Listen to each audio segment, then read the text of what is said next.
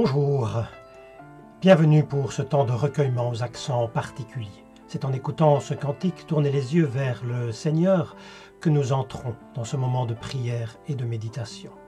En ce jour, nous voulons nous souvenir de l'Ascension. L'Ascension est une fête dans les églises chrétiennes. Ce n'est pas la fête la plus importante, la plus marquée, mais elle y a sa place certainement. Nous voulons donner un accent un peu plus joyeux à ce moment si nous nous associons à ce cantique. Tournez les yeux vers le Seigneur et rayonnez de joie. Chantez son nom de tout votre cœur. Il est votre sauveur. C'est lui votre Seigneur.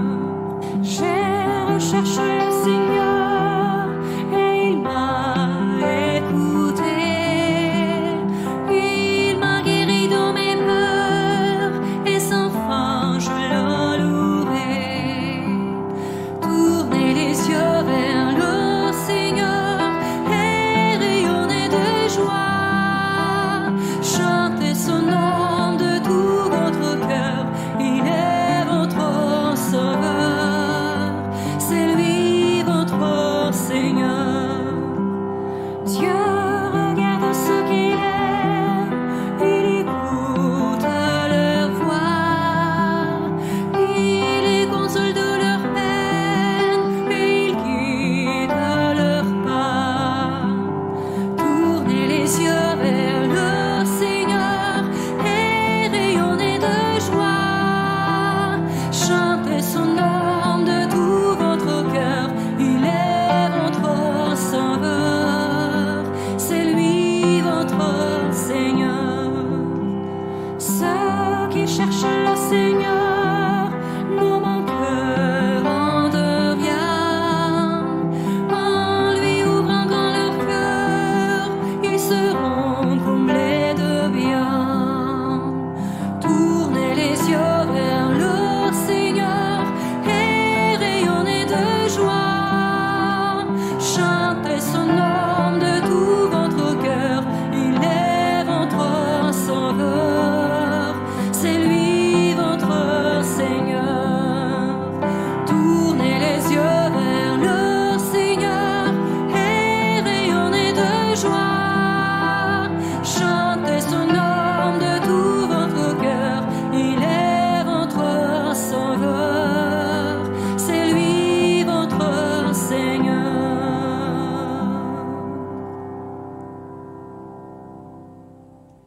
Nous voulons poursuivre avec le psaume du jour, le psaume 47. Nous le reprenons ici dans une version liturgique. Tous les peuples, battez des mains, acclamez Dieu par vos cris de joie. Car le Seigneur est le Très-Haut, le redoutable, le grand roi sur toute la terre. Dieu s'élève parmi les ovations, le Seigneur aux éclats du corps. Sonnez pour notre Dieu, sonnez, sonnez pour notre roi. Sonnez, car Dieu est le roi de la terre. Que vos musiques l'annoncent. Il règne, Dieu, sur les païens. Dieu est assis sur son trône sacré. Amen.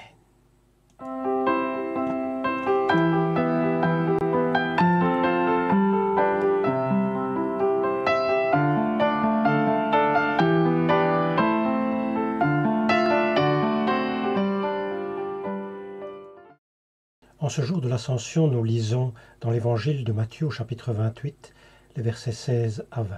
Il s'agit en fait de la fin de l'Évangile de Matthieu. C'est le texte des Évangiles qui est choisi pour éclairer cette journée. Les 11 disciples se rendirent en Galilée, sur la montagne que Jésus leur avait indiquée. Quand ils le virent, ils se prosternèrent. Certains d'entre eux, pourtant, eurent des doutes. Jésus s'approcha et leur dit « Toute autorité m'a été donnée dans le ciel et sur la terre. Allez donc auprès des gens de tous les peuples et faites d'eux mes disciples, baptisez-les au nom du Père, du Fils et du Saint-Esprit, et enseignez-leur à pratiquer tout ce que je vous ai commandé. Et sachez-le, je suis avec vous tous les jours jusqu'à la fin du monde. L'Ascension est une fête entre Pâques et Pentecôte, une fête qui s'est fait plus discrète au fil des siècles, mais surtout au XXe siècle et ce début du XXIe siècle. Dans certaines paroisses, il n'y a plus de célébration en ce jour. Le souvenir de celle-ci a été déplacé au dimanche suivant. L'importance que l'on donne aux festivités évolue en effet au fil du temps et leur signification aussi d'ailleurs. S'il ne s'agit pas d'une fête considérée comme aussi importante que ne peut l'être par exemple Pâques ou Noël, elle n'est pas sans signification cependant. Nous pouvons demander d'ailleurs quelle en est la pertinence aujourd'hui encore. Nous pouvons nous demander quelle a été la logique de cette fête dans les premiers temps de l'Église. Il est évident qu'une fois proclamée la résurrection du Christ, les récits des apparitions venant les attester, il fallait expliquer que Jésus n'était plus visible, ici et maintenant. On peut donc voir en la création de cette fête une réponse assez logique à l'histoire. Jésus est monté au ciel après sa disparition, et ce qui explique qu'il n'est plus directement accessible par la vue. C'est entre autres ce qui est souligné dans ce texte aux Éphésiens, qui est aussi une lecture biblique de ce jour, qui souligne que Jésus a été ressuscité d'entre les morts et que Dieu donc l'a fait siéger à sa droite dans les cieux. Le sens ajouté au fil du temps ont été nombreux. On peut les qualifier de mystiques, relatives aux mystères religieux. Par exemple, l'exaltation de Jésus à la droite de Dieu, comme c'est présent dans ce texte, et on souligne aussi dans ce texte et dans d'autres textes, comme par exemple dans Romains 8, que si Jésus est assis à la droite de Dieu, c'est aussi pour intercéder en notre faveur.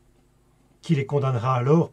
Personne, car Jésus-Christ est mort, bien plus, il est ressuscité, il est à la droite de Dieu et il prie en notre faveur.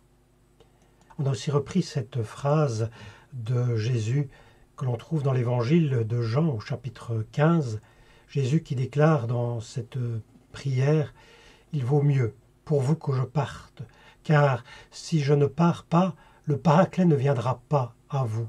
Mais si je pars, je vous l'enverrai. » Une manière de dire qu'il fallait cet événement pour qu'une autre ère puisse s'ouvrir, l'ère de l'Église en quelque sorte, l'ère de l'Esprit, l'ère de la nouvelle alliance. Il faut reconnaître que beaucoup de ces sens de la fête de l'Ascension nous échappent aujourd'hui.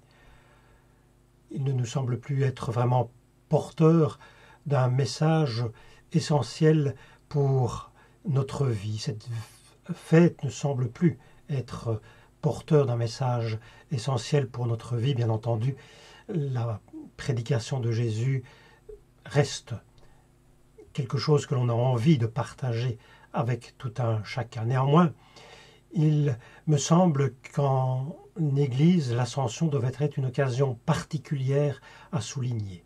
Elle met aussi l'accent sur la personne de Jésus de Nazareth qui a vécu une vie porteur d'évangile et qu'après son départ, quel qu'il soit, il laisse à l'humanité un message particulier, avec des accents étonnants que l'on a envie de partager, des accents étonnants comme par exemple cet amour inconditionnel pour tout un chacun et même cet amour de l'ennemi, comme le souligne entre autres ce texte du Sermon sur la montagne dans Matthieu 5. Vous avez entendu, tu aimeras ton prochain, tu haïras ton ennemi, mais moi je vous dis, souligne Jésus, aimez vos ennemis et priez pour ceux qui vous persécutent. Un message étonnant aussi lorsqu'il est question de pardon. À un moment donné, Pierre pose la question, « Seigneur, combien de fois pardonnerai-je à mon frère s'il fait ce qui est mal envers moi?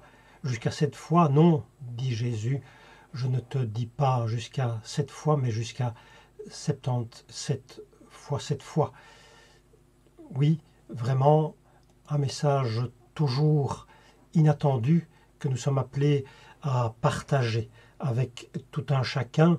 Et je crois que l'Ascension est justement peut-être cette fête que l'on peut vivre en Église comme un rappel qu'en notre humanité, il est possible de vivre des valeurs qui grandissent l'homme. Nous ne sommes pas des surhommes. Nous n'avons pas besoin de l'être d'ailleurs. Le but de l'humanité, de notre humanité, n'est pas à rechercher dans le fait d'être des surhommes ou que sais-je encore, mais simplement des êtres humains qui, un peu à l'exemple du Christ, mettent en pratique dans leur quotidien, ou essayent de le faire en tout cas, un peu de cette humanité autre qui révèle et fait grandir l'humain. Cette humanité que Jésus a montrée. Jésus a démontré qu'il était possible de mettre cela en pratique. Et je pense que cette fête de l'Ascension vient le souligner, vient le rappeler. C'est pourquoi je pense que c'est une fête qui a toujours sa place aujourd'hui dans l'Église, dans notre humanité. L'Ascension peut pour nous être une fête qui nous rappelle qu'en notre humanité, il est possible de vivre des valeurs qui grandissent l'homme.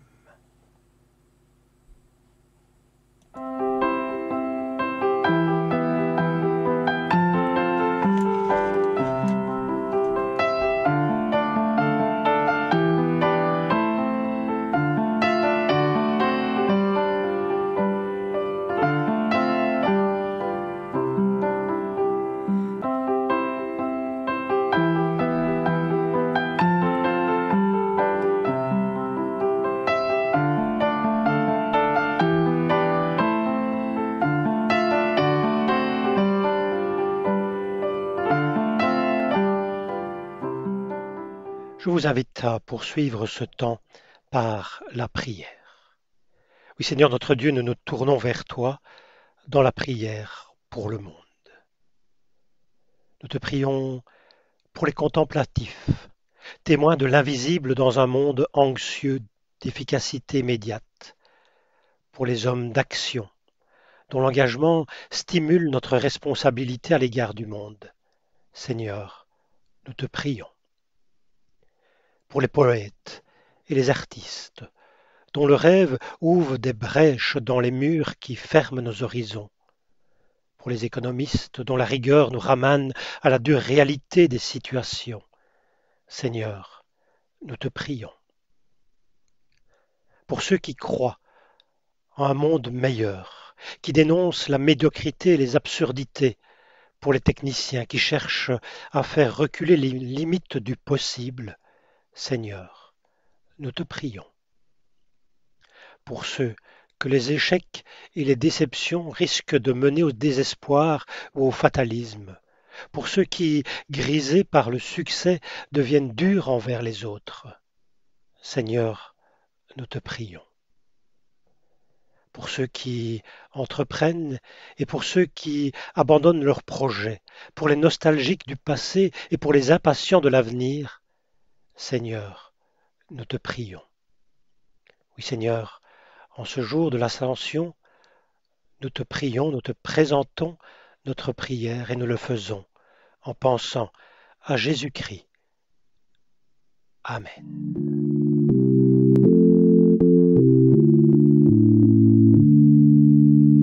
Ton nom, Seigneur, est un nom magnifique.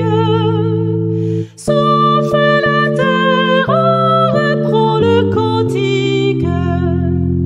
Elle répond de toute sa beauté à la splendeur du ciel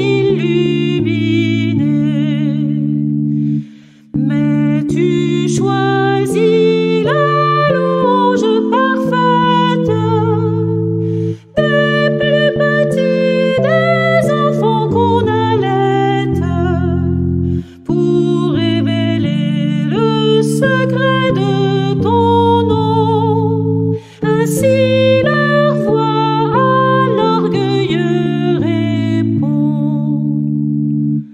J'ai vu ta main peupler le ciel immense, d'un de feu qui tourne en silence. Et j'ai pensé, cet homme si petit, qu'est-il grand Dieu que tu en aies souci?